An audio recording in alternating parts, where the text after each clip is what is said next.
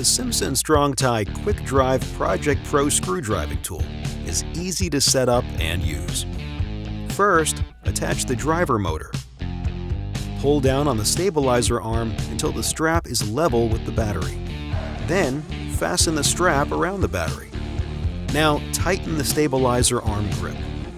Project Pro works with strips of quick drive collated fasteners that are 1 5/8 to 2.5 inches long. Load a strip of fasteners into the auto feed track, arrow first. Set the driver motor to forward. Then position the nose piece, pull the trigger, and press down smoothly to drive the screw. Check to see that the screw is driven to the proper depth. If you need to make a change, rotate the depth adjustment dial. Then you're ready to drive more screws.